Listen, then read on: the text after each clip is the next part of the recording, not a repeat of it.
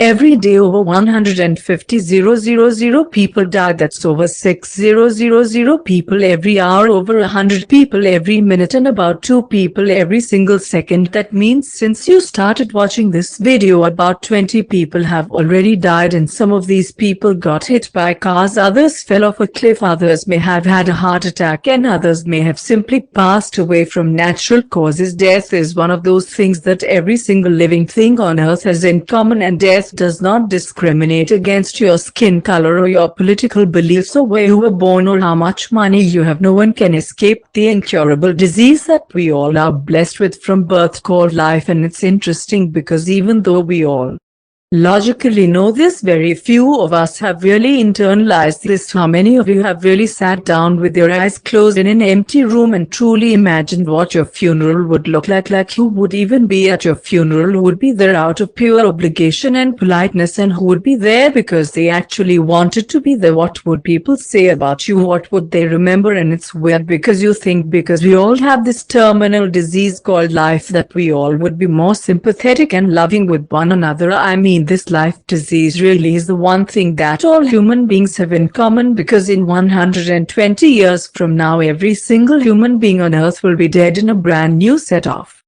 humans will be alive, and then in another 120 years after that, another brand new set of people will be alive. And this is the cycle of life. It just goes on and on and on. And when you start thinking about life like this, you really start to realize how short our time here on earth really is, and you also start to realize that we all are on this journey together as one. And it also makes you question the way most people interact with one another. Like, why do so many people get so angry with each other? Or why do people argue with each other? Why do people physically harm one another? Why are there so many parents who yell at their kids or even beat their kids? Why do so many spouses who supposedly love each other fight all the time? Why are there siblings who don't speak to each other to this day over some disagreement that took place years ago? Why do best friends talk badly about each other behind each other's back? Why do human beings behave like this? I think a part of it is because we really have not sat down to really think about what the true meaning of life is. And I also think that most people really have not come to terms with the fact that they're not going to be here forever. And to be honest, I don't really claim to know what the true meaning of life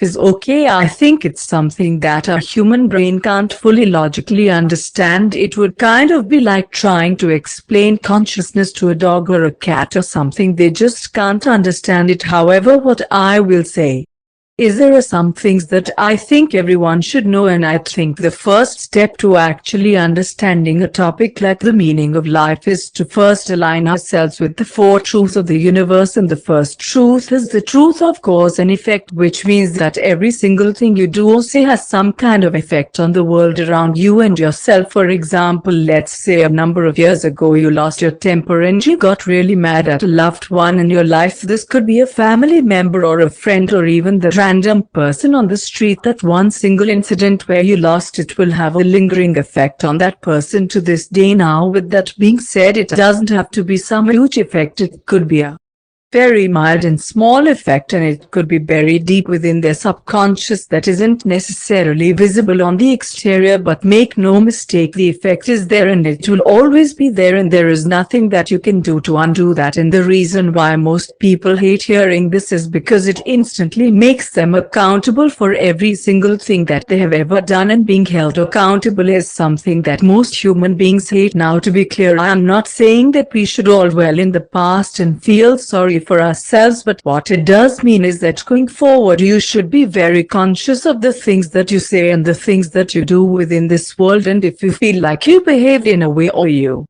really lost it on someone, you can always apologize to that person, because it is never ever too late to say I'm sorry. And the second truth of the universe is the law of impermanence, which means that every single thing here on earth is temporary, like our bodies, our minds, our relationships, even our brains, even the video that you are watching right now. This video will probably be gone one day because the sun could explode and every single thing could be gone within a second. And funny enough, this is actually a good thing, and it shouldn't really make you feel bad or sad, because it's none of those things. What it should make you do is really cherish each and every single moment that you have here on earth. And to be clear, they don't have to be These big special moments, they can be any moment, like that one time where you laughed so hard that tears fell from your eyes, or maybe it was that time where you simply were sitting alone and you're just gazing at the sunset, because all we really have in this lifetime is the present moment. And the third truth is the law of suffering and attachment. Anytime that we become attached to something or someone, you are basically making a contract with yourself to be unhappy, because like we just discussed, nothing here on earth is permanent, which means that you will eventually lose that loved one, or you will eventually lose that watch or that car or that family member, even your own body you are going to lose. And the fourth truth is that we all are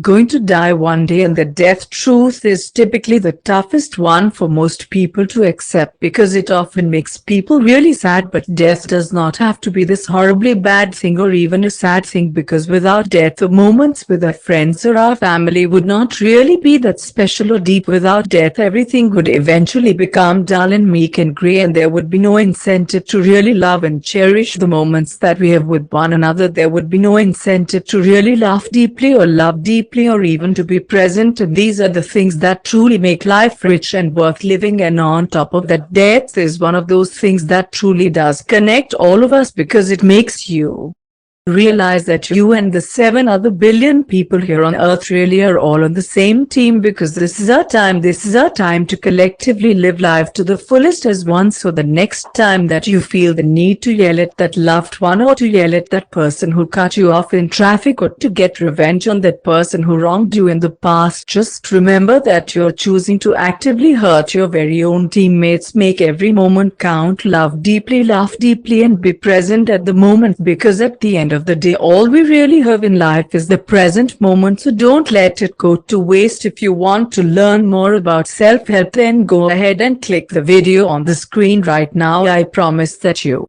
will love it. Thanks for watching.